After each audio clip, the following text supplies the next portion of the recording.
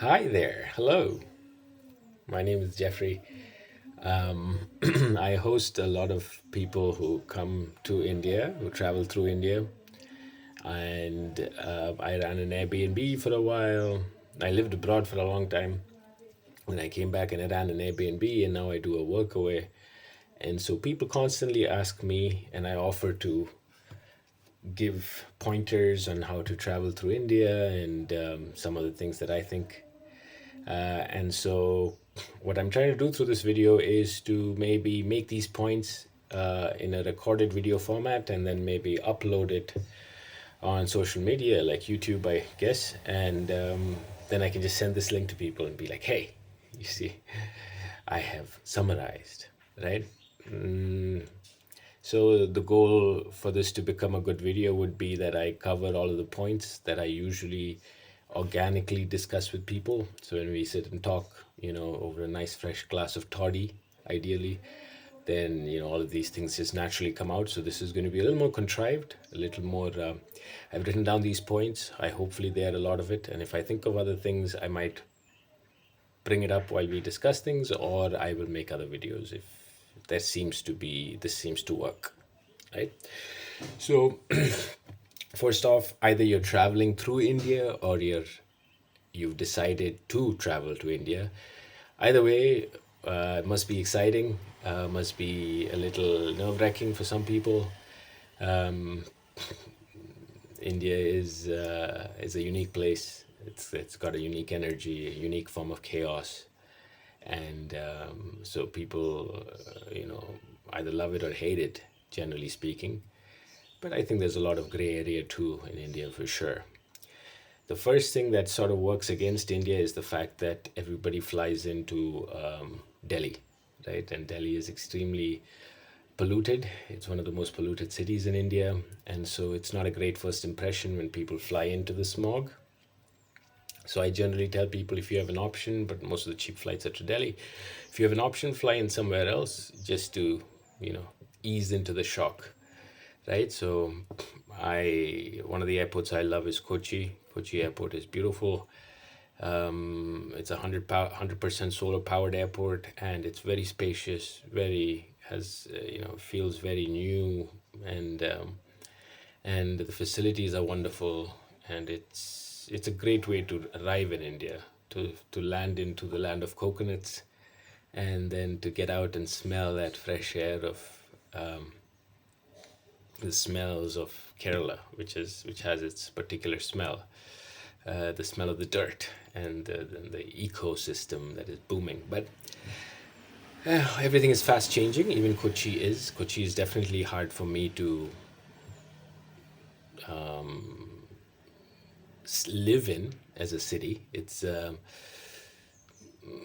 getting too crazy. In the last, I got back to India in 2016, 17, and Kochi is just getting crazier by the day, right? The pollution, the chaos, all of it. All of these cities in India trying to mimic, this sort of Delhi and Southeast Asian kind of cities where, there's just unreal development for the amount of because of the amount of people that live there. Unlike a lot of the other cities around the world that developed, when you have these highly dense places, development is the organic development is just it's crazy, and so it becomes unbounded. The air becomes hard to breathe, the water becomes hard to drink, the food becomes hard to eat. Right, so that's happening in India for sure, and it's happening in Kochi at some level. So that's the first thing I would say is, if you have a choice, fly into an airport outside of Delhi if possible, because that just makes the experience all the more comforting, right? So first, what I want to talk was about myself and why I'm doing this video, because a lot of people find it quite helpful, and yeah, so it's already 4.5 minutes and I've barely said anything. So let's run through a lot of the ideas. Okay, hope you're excited. So first thing, when you travel through India, is you want to come with the mindset, which is what I want to focus in on. There is going to be chaos. India is a big maybe, right? This might work, that might work. This might not work, that might not work. So coming in with that flexibility, that kind of openness to chaos uh, is important, right? And so that's a big thing that I would emphasize, right? A lot of things that you cannot do in the rest of the world, you could do in India. It just requires a certain approach, um, a certain kind of patience, perseverance, right? A pause after asking a question that usually leads to you finding more useful things, like useful tips from them.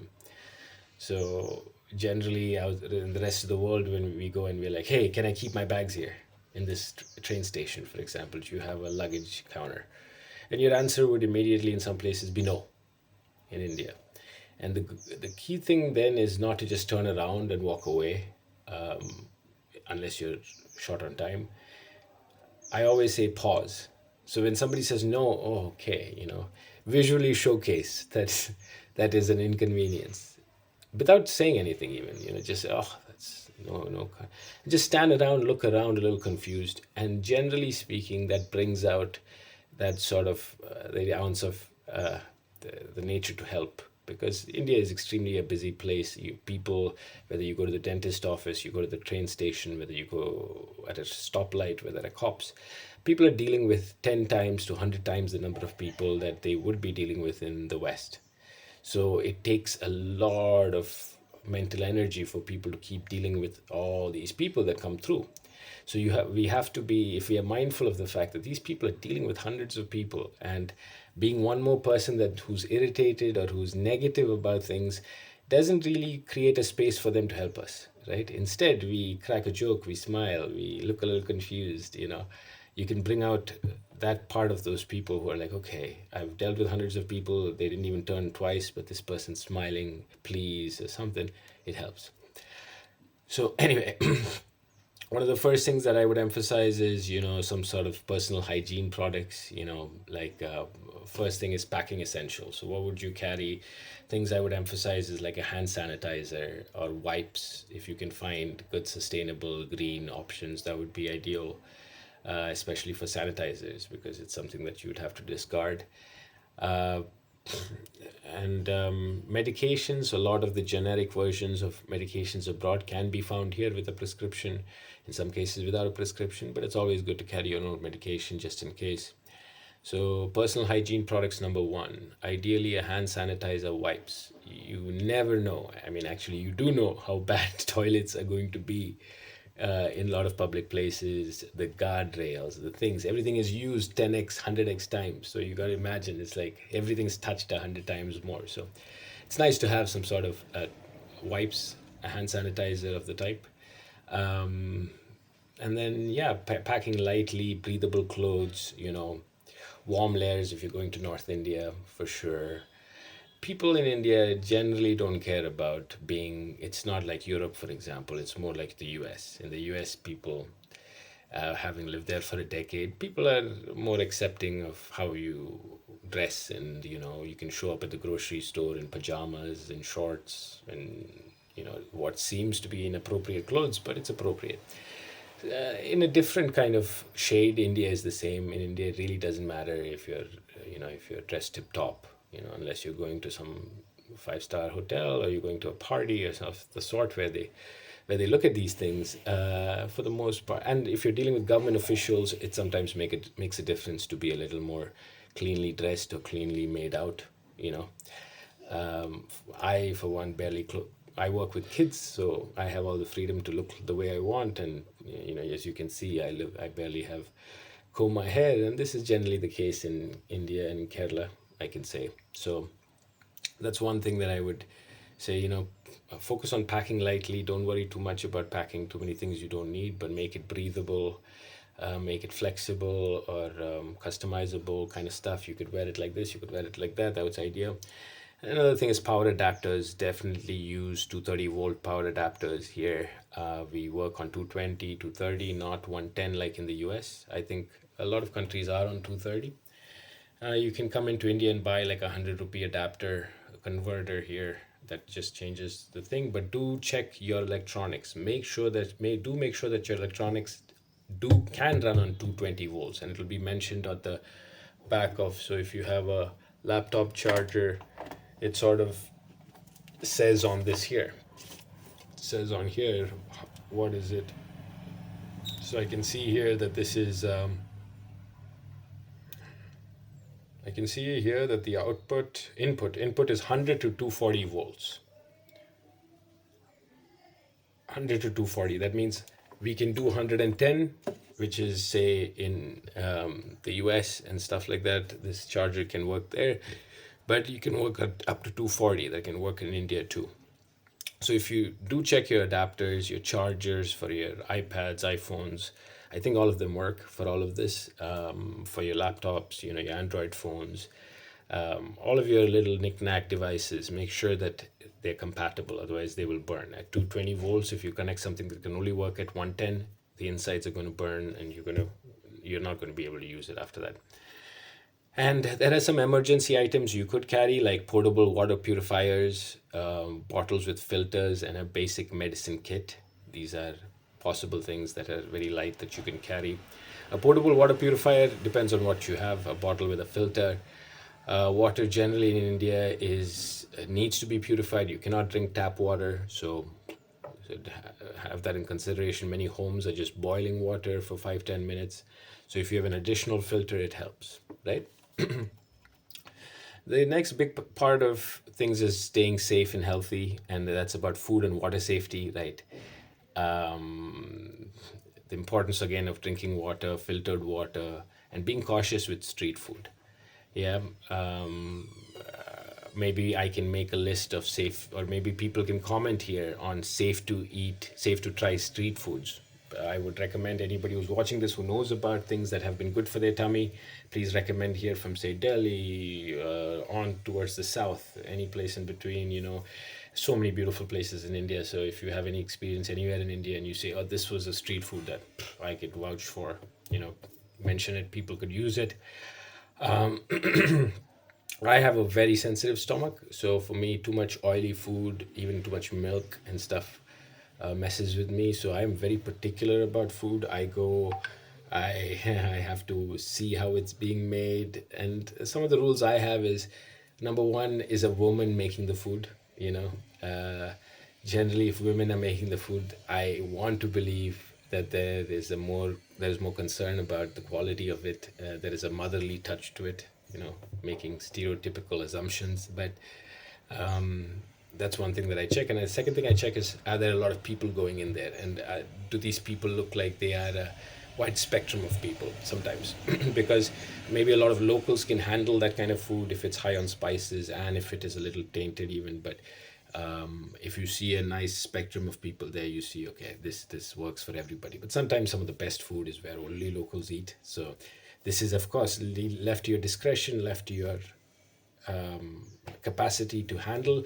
But the last thing you want in India is to be food poisoned, because it can severely take away from the experience. So be cautious. What I do when I travel is I buy fruits that I know, there's a lot of insecticide, pesticide in India usage, which isn't moderated. So I like to buy fruits like bananas. Bananas are my go-to fruits when I'm hungry. I know that it's very hard for these insects, pesticides to directly attack, to be on the fruit in that case. And I come from coconut land, so I love coconuts. I eat a lot of coconuts.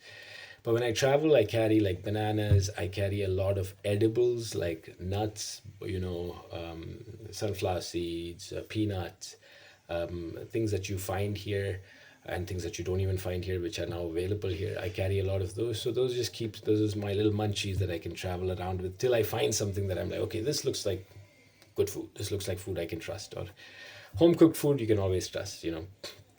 But again, this insecticide, pesticide issue is a challenge in India. So be careful when you buy fruits. Try to keep it submerged in water. Keep it washed. Grapes, highly, highly tainted. Usually, a lot of things that we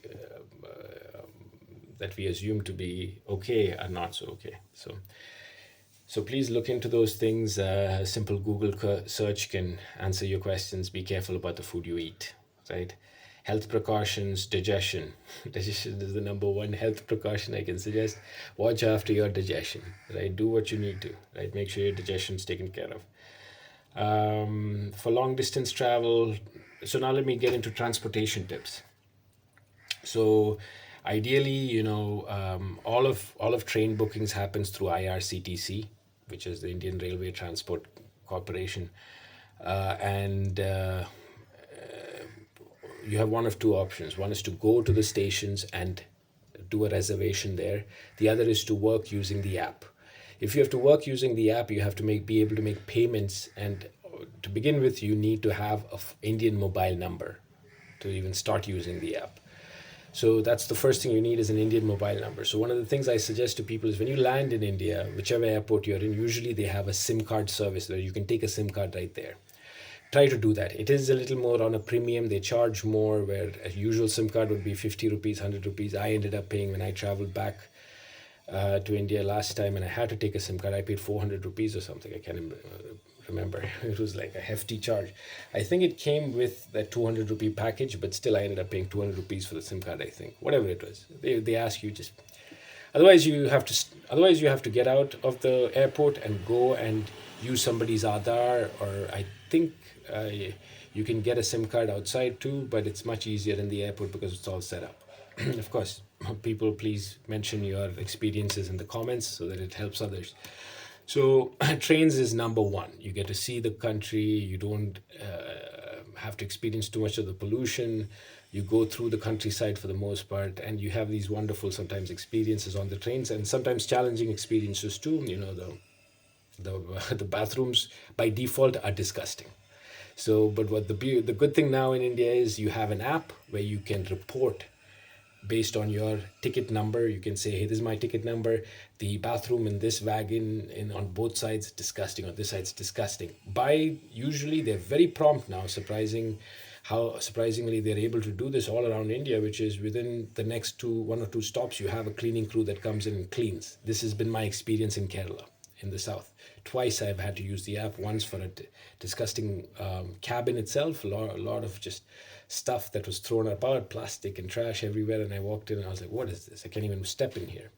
So I tweeted, and then I messaged the app, and within about 10 minutes, the ticket TT, we say the ticket master, he showed up and he was like, what's the problem? And I was like, you see the problem. It's this. He's like, well, this train comes from a certain part of India where there's a lot of labor class people. And I was like, whatever it is, this is disgusting. So he had it cleaned immediately. And this one other time I was traveling to Goa from Kerala, and the toilets were disgusting. And I was like, I can't do 12 hours without using the toilet, and I don't want to walk across to find another toilet. So I messaged, next stop, whole cleaning crew came in, spotless, smelled like disinfected toilets, beautiful. Jumped in first chance. So, so this Rail Madad is the name of the app. You can Google this information. Again, comments, please, people, go back and forth, help each other. And now domestic flights are damn cheap. Sometimes domestic flights really do work out for the long distance. If you want to go from south of India to the very north or the east, it takes 48, 72 hours. Flights for the price to reward ratio, it's really good. It's like you save a day or two. Just a flight costs maybe one and a half, twice as much sometimes more. So flights are also an option. So trains, flights, and then you have the app like Ola and Uber. So IRCTC has an app. It's called IRCTC itself. Yeah. And so definitely get on that with your mobile number. Otherwise, ask a local to book for you. Otherwise, you go to the train station, like I said, fill up a form. And they also now they've always had, I think, a foreign tourist reservation quota. So every train has it supposedly. So that can be only done in person, not through the app. So again, go to the train station if you can. I only use the app. I don't go to the train station. I use the app and I just make bookings. It's the easiest thing for me. It's quick. And sometimes you can also find train timings on Google Maps. So if you say from Delhi to Kerala, Delhi to Kochi, and then you on Google Maps you choose train, it'll tell you all the trains on a daily basis, the times. But IRCTC app is way better, and you can book on there. It'll show you trains that might not show sometimes here, right? But Google Maps is a great way just to check. It's like, okay, what trains are available here? And then you take the train number and you check, and then you Google that train number with running status, and you can find if it's running on time. This is hugely useful. So please remember this.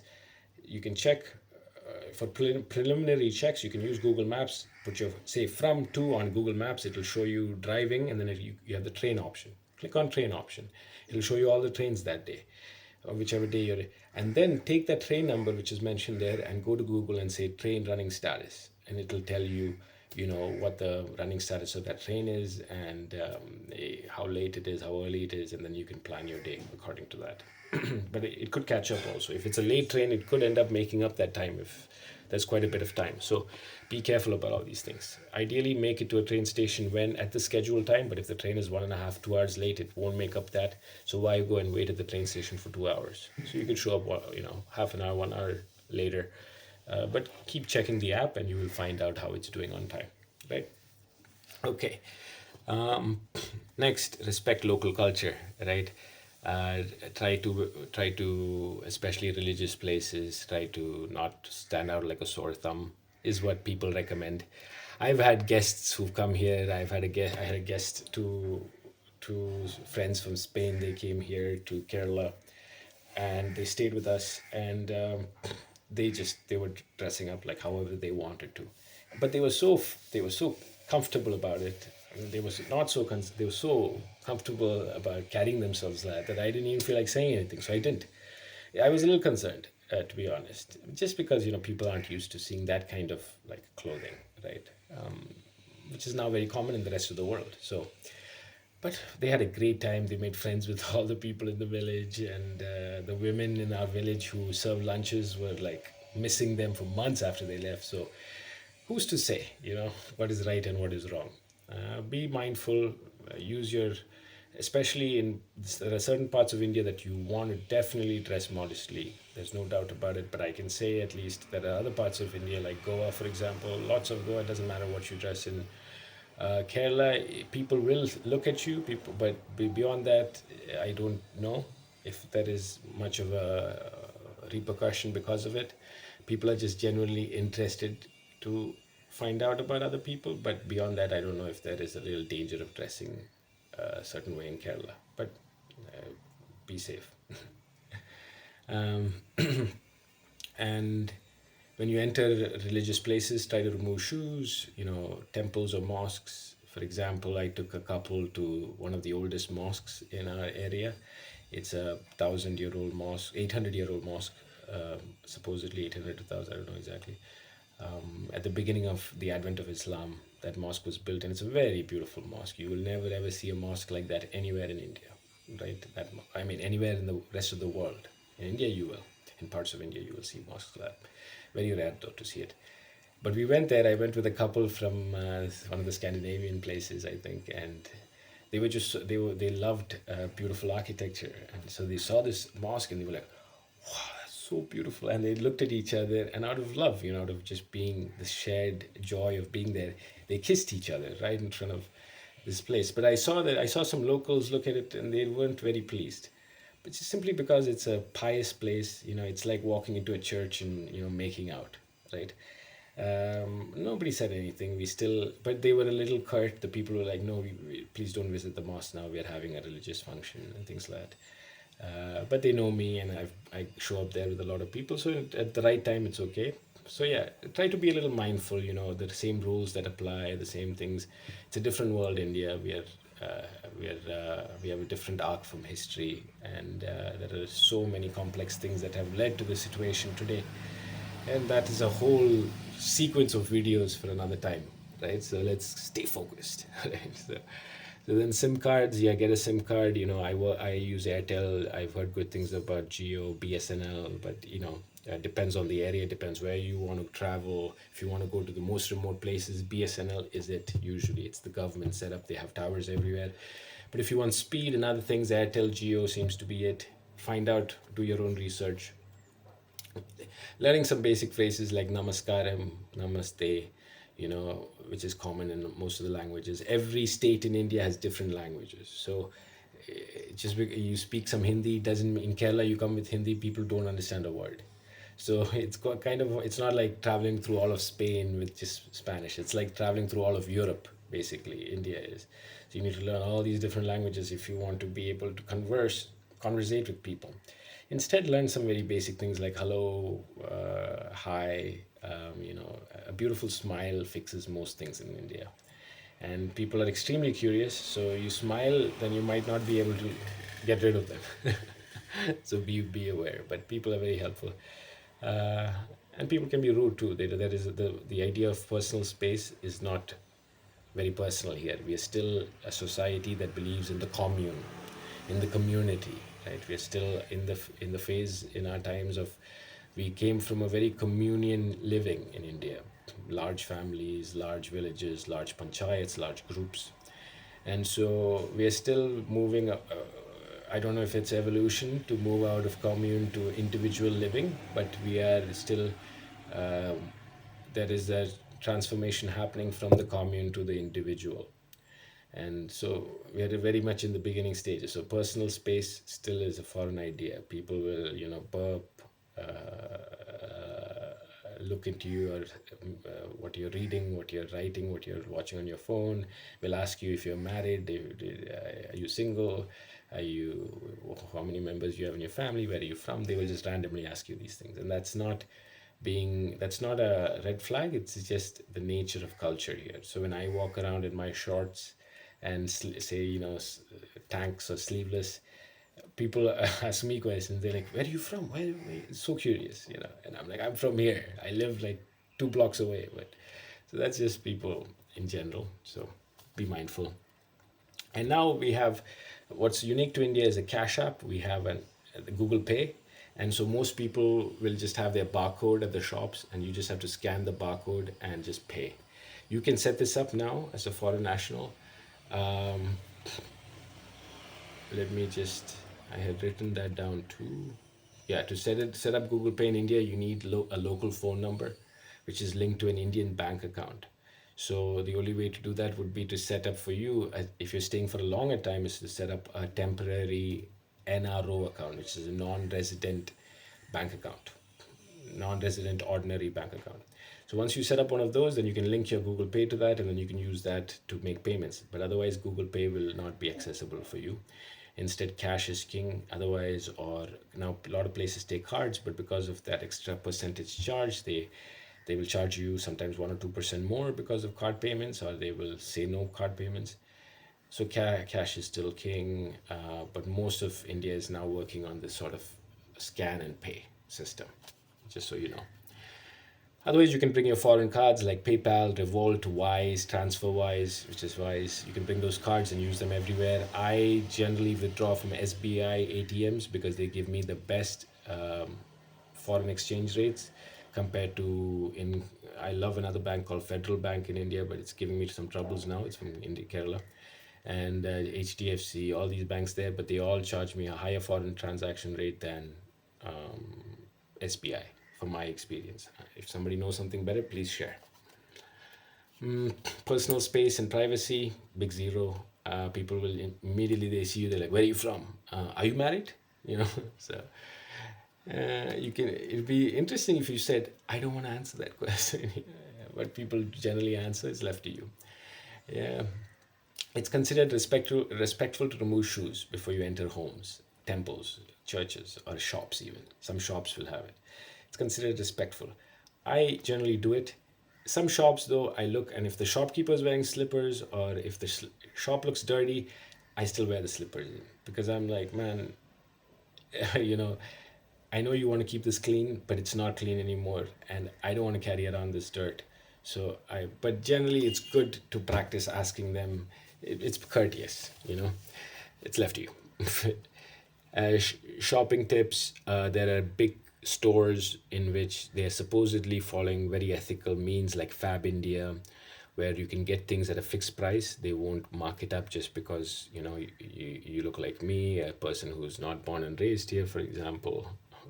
I don't know how they figure it out, but you look like a foreign tourist, and then but basically fixed price stores. I always, when I travel to Goa, I travel someplace, if I need a pair of boxers or like shorts or something, I just run into Fab India. They used to be very ethically placed. Now there's a lot of criticism coming up. I don't know much about it, but so I shouldn't comment on it, but I love still like Fab India for my quick needs. In open markets, bargaining is very common. um, Generally speaking, if you go to these kind of tourist places, bargain the hell out of it. I don't feel good about bargaining with people on the street. People selling vegetables and fruits and knickknacks on the street under the sun, I don't like to bargain too much, but I usually have a reference of how much it costs. Like I know what a pineapple costs, I know what a watermelon costs, I know what beets could cost. So I have a reference. So I try to bring it there, but I don't try to under, which a lot of people find a lot of joy. Like if somebody says six pairs of socks for 100 rupees, they love it to bargain it down to 40, which might be the price, but just do some research. Like the guys selling it out in the sun. Also, do understand that a lot of things in India cost more than the rest of the world. For example, electricity per kilowatt rates are comparable to Texas, where I lived. Texas, it's what, 15 cents per kilowatt. Here, it's about 10 rupees effectively, 10, 15 rupees a kilowatt. You know, mm, which is not an exact comparison, but petrol fuel is more expensive here than all of the Middle East, is as expensive as a lot of the Western countries. So when people drive you around, they're spending quite a bit of money, especially in cars and in scooters and in autos. Autos are cheaper to ride, but it's quite expensive to ride these things around. So be mindful. Um, be mindful about these things. Use Google Maps to navigate around. Ask locals. Locals are a great resource. Try to find the woman, find the family usually. And then if you want to rent, use apps like you have the normal ones like Uber, but then you have other things like Ola. You have an app called Bounce, which is used in South India for renting two-wheelers. In Goa, there are a lot of bike rentals. There's so many. Try to haggle it down, ask five people, get those kind of things. So yeah, these are some of the things I wanted to discuss with you guys. Not exactly a very well planned video, but I'm just going to upload it anyway, and then maybe we'll come back to it in a little more concise. Based on feedback, I can make it a little more refined with some more special effects. I can fade in and out, all kinds of things. So, did I cover everything? Yeah, IRCTC. There are websites like ClearTrip and Make My Trip, great for booking. Foreign tourist quota, I mentioned that. There are multiple tiers in trains: sleeper class, AC 3 tire, AC 2 tire, AC 1 first class. Sleeper class is budget friendly, no AC, but depending on some routes, it's extremely hard to travel in because of the number of people, the bad toilets. AC 3 tire is AC, it's always ACs on super blast in India. I don't know why. I call them all and I'm like, please, can you turn this AC down? They're like, no, it's a fixed. So I struggle in AC, honestly. But it is what it is. You got to get from point A to point B, right? So yeah, these are some of the main ideas I wanted to put it out there. Try to buy sustainable. Try to carry your own bags. Don't add to the plastic issue in India. If I could suggest, please be an example to the people here. Also, remind them that the air quality, the water quality, the food quality is just diminishing in India. Air quality in most cities in India is horrible. The food quality is horrible, and the waterways are not usable. It's full of plastic. So try to be the voice of change. Be the change that you want the world to be.